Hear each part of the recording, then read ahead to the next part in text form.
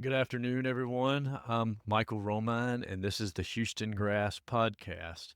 We are in the last couple of days of March here, and we got some pretty dark clouds outside. It has been a very dry spring. I don't think we've had any measurable rain in March, and that has been fine up to this point. But I am starting to see cracks in the ground. The drought monitor shows a fair amount of Central Texas is in real bad shape, but even around here along the Gulf Coast, we're starting to ease back into those first stages of drought in a lot of places. We do have in the weather forecast some chances of rain, some real good rain in the next couple of days, and hopefully that's going to come to pass. It doesn't help the grass sales, and the people can't get in their yards because it's wet, and the farm can't get in the fields because it's for the same reasons. They can't take their machines in there to harvest when it's wet. But the world needs to drink, so hopefully we'll get a little rain.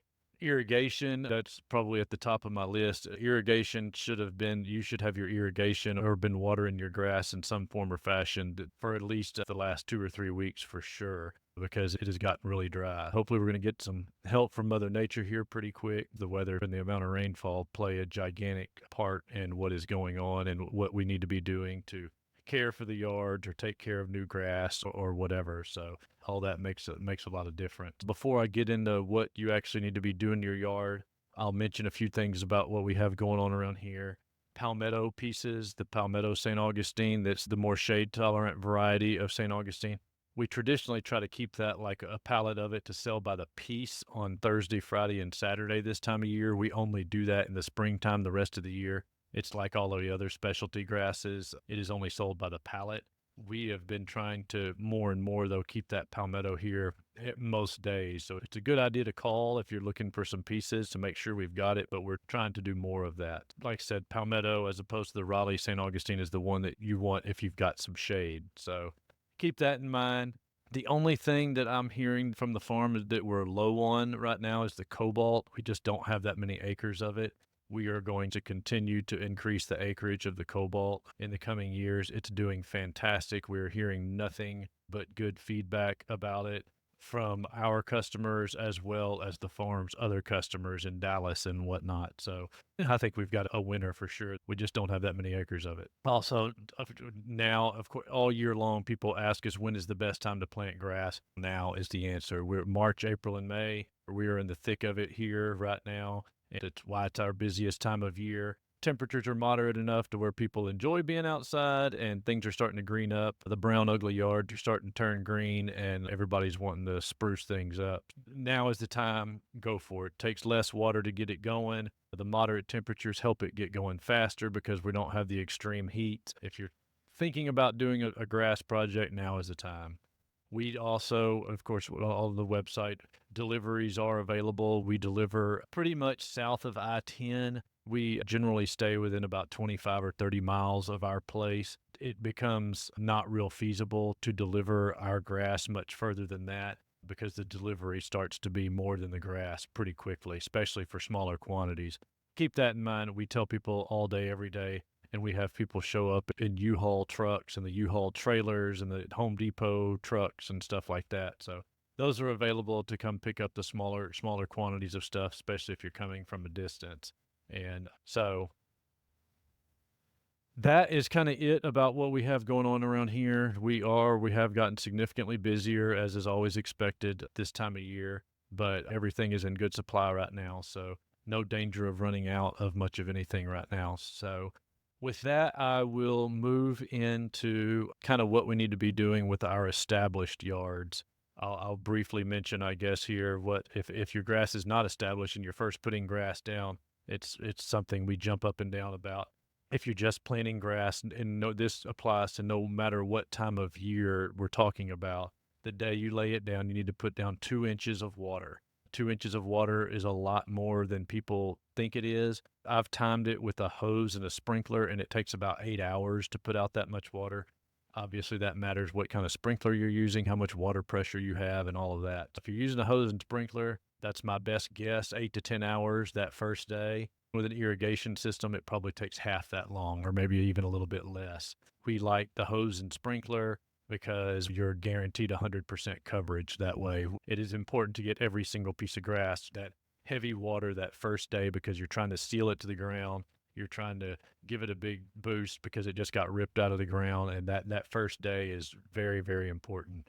And then staying on top of it daily for the first week and then starting to back off of that a little week. And those details, we talk about that all the time, and it's all over our website here about planting the new grass. If we're talking about established grass and what we need to be doing this month, March, April, May, the nitrophos products, the fertilizers, the 3 fertilizers that we're putting out right now.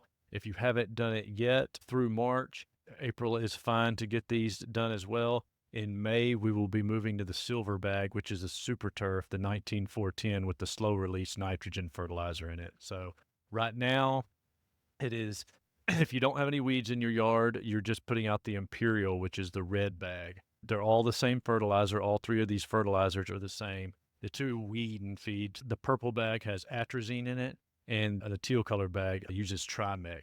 The red bag, the Imperial, is no weed killer, no herbicide in it. It's just fertilizer. And so we try to encourage people to use that one. If you don't have a weed problem, there's no sense in putting a weed in feed out there. Those herbicides are real chemicals that do kill weeds. They'll also, if you're not careful with them, have unintended consequences in your flower beds and stuff like that. So if you've got Bermuda grass or zoysia grass, you use the teal bag. If you've got St. Augustine, primarily you use the purple bag, the atrazine, as the active ingredient. So that is what that's what you should be doing as fertilizing goes. I'll touch on that a little bit more in a minute, but we are going into April here. Temperatures will be increasing. Normally, our spring, we're getting these spring fronts that come through here that usually kick off some rain. As I said, we haven't seen a lot of that in March. We'll see what April and May have in store for us, but we do need to get that irrigation going. You don't want to overwater because you can invite brown patch and stuff like that, but you certainly don't want to be underwatering either. So take advantage of this good growing season. This is when the plant, it's coming out of dormancy. It's real easy to make it pop with just staying on top of your best practices, your mowing, your fertilizing, and watering. We touched on the prime time being this time of year to do anything to your yard, whether it's planting new grass or trying to get the existing kicked off. Watering existing grass, you need to be watering 1 inch of water per week. We talked about what it takes to do 2 inches. I say with a hose and sprinkler, it takes about 4 hours. Ideally, you would do that over 2 waterings with a hose and a sprinkler. So it's 2-hour waterings per week would give you 1 inch of water if we're not getting any help from Mother Nature. If we are, then keep those amounts in mind when you're watering. Maybe you only have to do 1 of those waterings a week, or maybe you don't have to do any. Keep up with what the rain is doing as well. If you're using an irrigation system, I'd stretch those out to 2, maybe 3 times a week. With mine, I believe, the way I have the office and my house set up, it's about 15 minutes per zone for the pop-up heads, the ones that pop up and stay stationary. They just spray water in one place. And the rotor heads, the ones that pop up and move back and forth, those are like 25 or 30 minutes per zone. So that gets you, and granted, all these different heads have different gallons per minute and stuff like that. So I'm definitely speaking in generalities, but the rule of thumb is 1 inch of water per week on established grass, starting now until the grass goes dormant again next December. Doing that watering twice a week is ideal.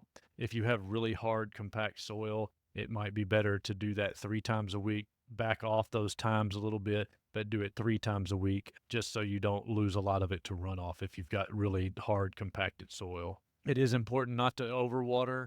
It's pretty hard to overwater new grass, especially that first week, but I will say your existing grass, especially this time of year when we're having the transition times of year when that temperature is transitioning from the cooler to the warmer, we're still having those cool nights, warm days.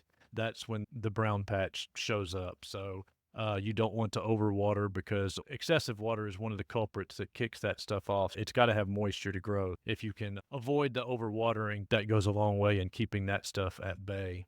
So that is, again, keeping up with how much is falling out of the sky and how much you're putting out there. You just don't want to overdo it. If there's spots in your yard that are staying wet when we're in these transition times of year, that's when brown patch starts. And it's usually worse in the fall.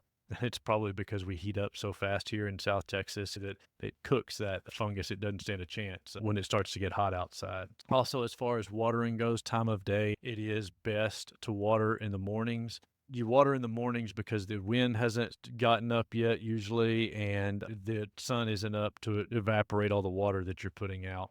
You don't want to water too early in the mornings, especially if your yard is susceptible to brown patch or gray leaf spot in the summer, because you don't want that leaf to sit there too wet for too long. However, if you live in a neighborhood like mine, if you try to turn on your irrigation system at 6 o'clock in the morning, 6, 7, 8 o'clock in the morning, and everybody's taking a shower and washing clothes and whatnot, you don't have enough water pressure to run. So maybe the last couple of heads in your run, if you've stretched it a little bit, don't have enough water to even pop up all the way or whatever. So you've got to kind of walk that line and play with it a little bit, do a little trial and error. Ideally, watering in the mornings, that way once the sun does get up, it does dry those leaves off. The water goes down in the dirt to where it's needed with the roots and everything. Anyway, so you just don't want those leaves to stay wet any time of year. Fertilization, we talked about fertilizer a little bit. April is the time to start, is definitely the time to, if you haven't put out fertilizer in March, you need to get out your fertilizer in April. We'll be talking about next month the super turf, but right now, if you've got some weeds and you've got St. Augustine, you use the purple bag with atrazine. If you don't have any weeds at all, you use the red bag, which is called the Imperial. It's just fertilizer. And if you've got Bermuda grass or zoysia, you use the teal bag, which uses Trimec as an active ingredient to kill the weeds. So it is one of my notes here is to mention that these weeding feeds do not kill every weed out there, and they might not even kill the ones that are labeled on their label 100%. So they're really easy for homeowners to use. So they work well as opposed to some of the liquid herbicides and whatnot that homeowners get themselves in trouble with, because most of them, a lot of them are liquids, and you just don't know how much you're putting out. You see the label that says so many fluid ounces per 1,000 square feet, and then you're looking at your little bottle or your pump up sprayer, and you're like, how in the world do I figure out what's too much, what's not enough? So these fertilizers work good. They kill a lot of the broadleaf weeds, the little cactus looking stuff, the clovers and stuff like that. So they work well, but don't expect them to totally clean up. Don't be disappointed if your yard is not 100% weed free after you put them out. They were never designed to do that. They do what they're supposed to. And a lot of times with some of these weeds as well, Mother Nature will take care of some of these weeds. Once it heats up, some of these weeds just disappear because of the heat. The next thing that we will be talking about while I'm talking about fertilizer next month in May, we'll be talking about another dose of pre-emergent, the Barricade pre-emergent. It'll be time to put that out again in May with the super turf. So we're not there yet, but the time will be coming to try to stop those summer weeds from germinating. So mowing, I want to touch on that just a little bit. Now is the time when you've got the cooler nights and stuff like that, and the ground temperature's still down. A lot of times we're still getting frosts and cold nights. That grass isn't growing as fast, but when we get to March, the grass is growing. And if you've been just mowing once every other week or so, it's time to move to every week, because the rule of thumb is you never want to take more than a third of the leaf tissue off at one time. If you take too much, it stresses the grass unduly, and then you start getting weed pressure and stuff like that. So you don't want to cut off too much at any one time. If you're watering right and fertilizing right, if you're not mowing once a week, you're going to be cutting off way more than a third of the leaf at one time. So stay on top of that mowing. Some of the different grasses have different lengths that they thrive at. Like the Bermuda grasses and the zoysias can be mowed a little shorter than the St. Augustines right now. I'd say the St. Augustine, at these moderate temperatures, you're probably 3.5 inches. Once we get hot in May, you'll need to bump that back up to 4 inches. That helps hold the water and keep that soil moisture in there and protect from that sun a little bit. So that's what comes to mind as far as mowing. Weed control, first thing I want to mention is that we've talked about the weed and feeds versus the straight fertilizers. You don't put any weed and feed or any kind of herbicide ever on any kind of grass that's less than 1 year old. If the grass is less than a year old, you'll stunt root growth and all kind of things if you do that. So you don't want to put any weed and feed of any type on grass that's less than a year old. Once it is a year old, Then you can use the weed and feeds, the teal bag with Trimec, or the purple bag with atrazine in it, and you can get rid of those things like the clovers and the broadleaf weeds and things like that. So, but again, I mentioned a little bit above. Do keep in mind that a lot of these winter weeds, the annual poana, which is a prevalent one around here, the little clump, it's a little clump of grass that has a bunch of light colored seed heads on top of it. That is one that disappears in May. It's a naturally occurring thing. It does produce a bunch of seeds, so those seeds are blowing around everywhere. So it's something that we see in a lot of yards around. But again, don't worry about those too much because May's heat it'll get rid of it. And there's several other that fall in that category as well.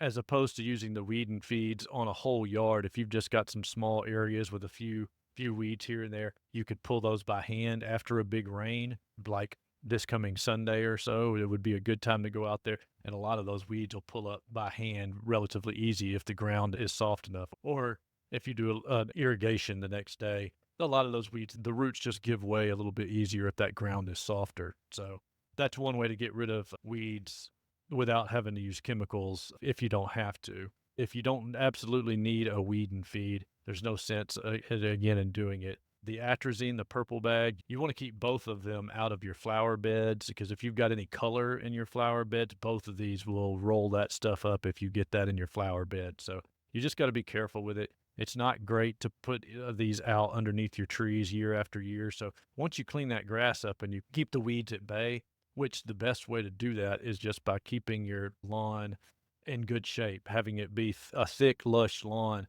it blocks the sun from getting down to the dirt and allowing those weed seeds that are blowing around to germinate. So a thick, healthy lawn that's being mowed weekly, fertilized at least a few times a year, and watered regularly, and getting that 1 inch of water per week throughout the year is going to keep those weeds at bay better than any chemical out there. So that is what I've got about weed control here. I'll mention briefly here some of the pests that we get. The common spring pests are things that I'm seeing are right now anyway, is fire ants.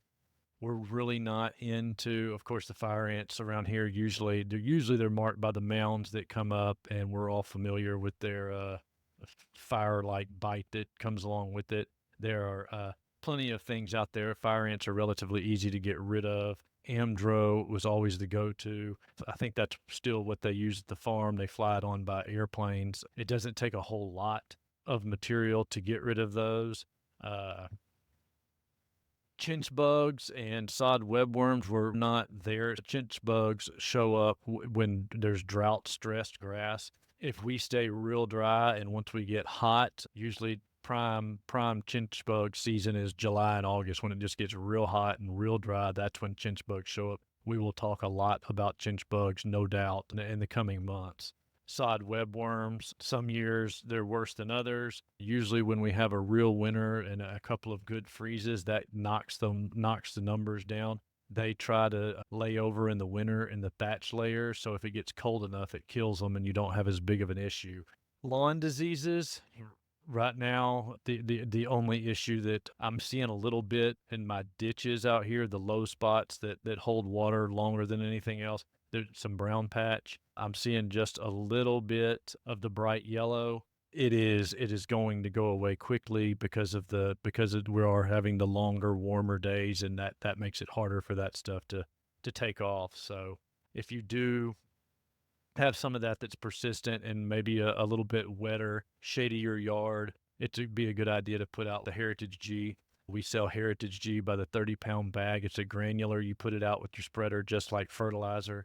It doesn't take near as much material. The granules are a lot smaller than the fertilizer, so you put it on a lot smaller setting. You just want to make sure and follow the directions on the back of the bags as far as settings and pounds per 1,000 square feet and stuff like that. So Heritage is fantastic for gray leaf spot that'll be showing its head, especially in the shade this summer. And it's great for brown patch if you've got some that's kind of persistent right now. Just a few side notes here. When we're talking about watering, you want to encourage deep root growth. People ask us how often and how much to water all the time.